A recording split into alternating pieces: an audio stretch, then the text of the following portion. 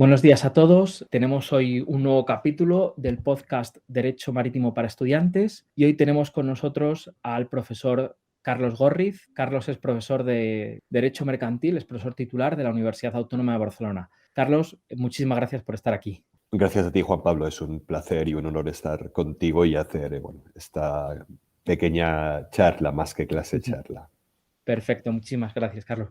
Pues mira, Carlos hoy nos va a hablar sobre los Incoterms. Entonces, Carlos, en primer lugar, te quería preguntar qué son los Incoterms y por qué se utilizan. Vale, muy fácil. Te doy la definición estándar de Incoterms, la que proporciona la Cámara de Comercio Internacional. Es la siguiente, dice que son unas reglas uniformes para la interpretación de los principales términos de la compraventa internacional. Aquí me voy a enrollar un poquito, lo siento, pero hay que explicar la definición completa. Reglas uniformes para la interpretación de los principales términos de la compraventa internacional. Empezamos por el final. Los Incoterms están pensados para los contratos de compraventa. Es decir, lo que hacen es establecer obligaciones para el vendedor y para el comprador. Esencialmente, las partes eligen uno de los 11 términos que hay y lo que están incorporando a su contrato son determinadas obligaciones. Repito, para vendedor y comprador. Y esto es importante porque en la práctica a veces se confunde. Incoterms significa compraventa, obligaciones vendedor y comprador. Es verdad que se refieren a otros contratos como transporte, seguro o otras relaciones como aduanas, pero son exclusivamente las obligaciones del vendedor y del comprador en relación con esos otros contratos. Por lo tanto, no se pueden utilizar para argumentar que el cargador tiene legitimación activa para demandar al transportista, porque eso es transporte, no es compraventa. Compraventas internacionales, sí, estaban pensados para las compraventas internacionales porque las que generaban problemas de derecho aplicable, que es lo que quieren resolver los Incoterms, pero son tan útiles que se utilizan para las compraventas también nacionales. Entonces, los Incoterms son 11 términos elaborados por la Cámara de Comercio Internacional. Hoy son 11, hace años eran 14, posible que el día de mañana sean 10 o 7. La Cámara de Comercio Internacional va variando.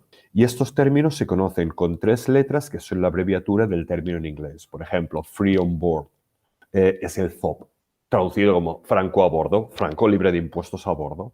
Con esos 3 términos conseguimos mucho, porque con esos 3 términos las partes ya saben qué obligaciones tiene el vendedor y qué obligaciones tiene el comprador. O mejor dicho, ya saben que incorporando los Incoterms, diciendo que las partes utilizan FOB Incoterms 2020, ya saben que el vendedor tiene 10 obligaciones y que el comprador tiene 10 obligaciones.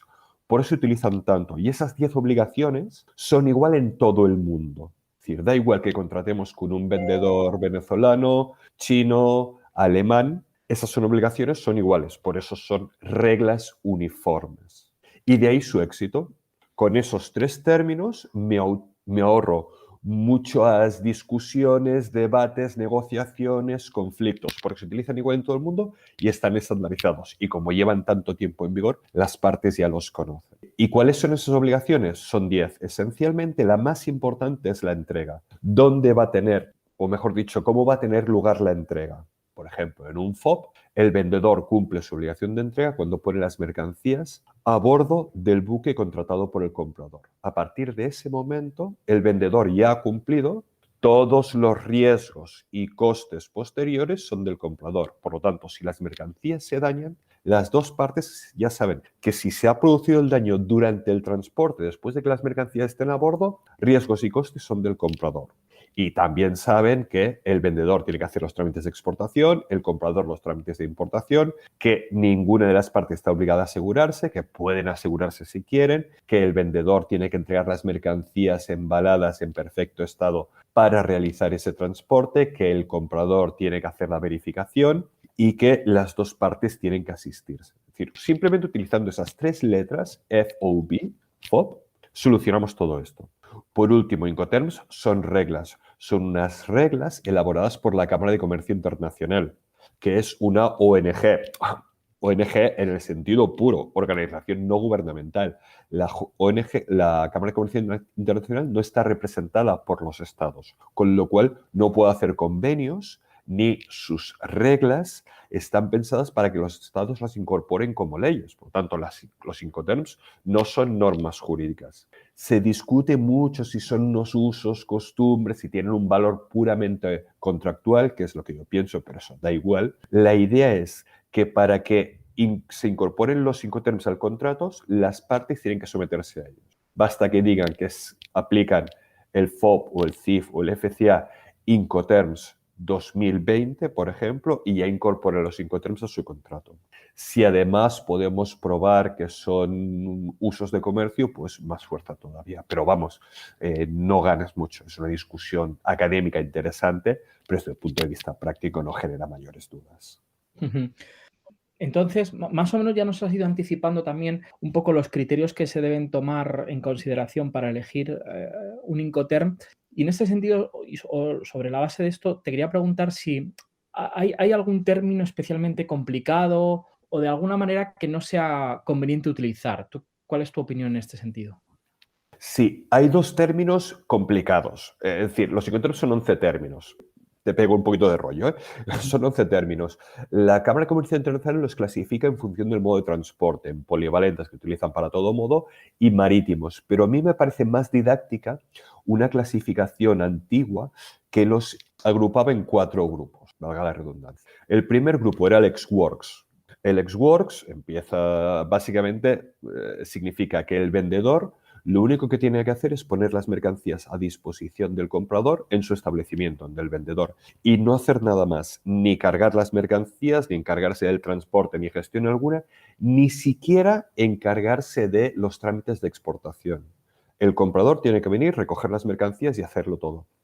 Ese acostumbra a dar, es muy utilizado en la práctica, es muy cómodo para el vendedor, lo cual no significa que sea beneficioso para él, porque como hace poco, da poco servicio al cliente y es posible que otro que dé más servicio se lleve el gato al agua. Pero claro, el comprador tiene que venir y hacerlo todo, también trámites de exportación, y eso puede generar problemas. Y en la práctica, como el comprador hace los trámites de exportación, se genera el problema del IVA. El vendedor tiene que incluir el IVA en el precio. En principio sí, porque es una venta nacional. Él pone las mercancías a disposición del comprador y no sabe qué va a hacer el comprador después. Lo que pasa es que los compradores acostumbran a argumentar que van a exportar las mercancías, piden que no se grave el IVA. El vendedor acostumbra a ceder y entonces puede tener problemas con la agencia tributaria porque no tiene pruebas de que esas mercancías se hayan exportado. Por lo tanto, cuidado con este tema. Por eso, aunque se utiliza mucho, los que nos dedicamos a esto advertimos cuidado. La segunda categoría son los términos F. FCA, Free Carrier, el FOB, Franco a bordo y el FAS, Free and Alongside Ship. Estos se utilizan bastante, son ventas indirectas a la salida. Básicamente el vendedor cumple cuando entrega las mercancías al transportista contratado por el comprador, o pone las mercancías al costado del buque o pone las mercancías a bordo. A partir de ahí, él ya ha cumplido. Es verdad que tiene que hacer los trámites de exportación. Son muy útiles y no generan demasiados problemas. Los términos C son igual que los F, son ventas indirectas a la salida, pero el vendedor tiene que contratar el transporte. Eso despista un poco, son muy útiles, se utilizan mucho, generan algún problema, pero vamos. Y luego tenemos los términos D. Si ves, cada vez vamos imputando mayores obligaciones al vendedor, cada vez tiene que hacer más cosas. En los términos D son ventas directas en destino. Eso significa que el vendedor cumple cuando pone las mercancías en el lugar pactado de destino, por ejemplo, en el establecimiento del comprador. Con lo cual, hasta que no llegan ahí las mercancías en perfecto estado, los riesgos y costes son del vendedor. Y eso es complicado para él. Pero es verdad que da mucho servicio, con lo cual es muy competitivo si da mucho servicio. Es decir, si yo soy un comprador y entre tener que ir a buscar las mercancías y que me las pongan en mi casa, claro, no hay color, si a mí me da lo mismo. Entonces, los términos D, hay 3 términos. El DAP, Delivery at Place, el vendedor entrega las mercancías en el lugar de destino acordado, las mercancías sin descargar. El vendedor hace trámites de exportación y el comprador los de importación. El DPU es igual que el DAP, Delivery at Place Unloaded, entregadas en destino, descargadas, es igual que el DAP, pero hay un plus porque el vendedor tiene que hacer la descarga, con lo cual asume trámites y costes de descarga, y eso es un riesgo porque hay el peligro de que las mercancías se dañen. Cuando más se dañen es cuando se manipulan, carga-descarga. Y luego está el DDP, Delivery Duty Paid. Significa que el vendedor cumple cuando pone las mercancías a disposición del comprador sin descargar, pero el vendedor tiene que hacer los trámites de exportación y de importación. Y eso puede ser muy complicado porque hay países que exigen que sea una empresa nacional la que haga los trámites de importación, con lo cual el vendedor no puede hacerlo. Imagínate que vendemos unas mercancías en Kazajistán, por poner un ejemplo de un país que a mí me suena exótico. DDP, ¿tenemos que hacer los trámites de importación en Kazajistán? Yo empiezo a sudar ya ahora, vamos, no sé cómo. ¿Vale? Y seguramente Kazajistán va a exigir que sea una empresa nacional la que haga los trámites ahí. No conozco el sistema jurídico, no conozco aduanas, no conozco el idioma, encima soy una empresa extranjera. Por eso la Cámara de Comercio Internacional acostumbra a ir con mucho cuidado a utilizar Ex-Works y DDP. Estos serían los dos, no a evitar, pero a extremar las precauciones. Y Carlos, una pregunta también. Has mencionado mucho el FOB, hay otro término que también se utiliza mucho, que le has un poco pasado un poco por encima, que es el término CIF, que es muy utilizado en la práctica. Y hay muchas veces, y quiero saber tu opinión aquí, que no se utiliza de manera muy correcta. ¿Cuáles serían las razones bajo tu punto de vista? Muy buena pregunta. Tienes toda la razón. El CIF se utiliza mucho, pero hay problemas que se utiliza mal. ¿Por qué? Yo creo que las razones son dos. Primera razón, por las características de los términos C. Los términos C son ventas indirectas a la salida. ¿Qué significa eso? Indirectas significa que interviene un transportista, que es un tercero, que no es ni auxiliar del vendedor ni del comprador, pero las partes han pactado que el vendedor cumple cuando entrega las mercancías o pone las mercancías a disposición de ese transportista, que es un tercero. Son ventas indirectas, eso significa que interviene un transportista, y a la salida o en origen. Eso significa que una vez que el vendedor entrega las mercancías al transportista o pone las mercancías a bordo, el vendedor ya ha cumplido. Los riesgos y costes son del comprador. O sea, si las mercancías se pierden durante el transporte, el comprador tiene que pagar los costes. Perdón, tiene que pagar el precio de la compraventa, sin recibir las mercancías o recibiéndolas dañadas. Y en segundo lugar, si se generan costes durante ese transporte, costes extraordinarios, por ejemplo, hay un temporal y el buque queda dañado y hay que cambiar las mercancías de un buque a otro, esos costes extraordinarios, como ya se ha producido la entrega en origen, esos costes extraordinarios son del comprador.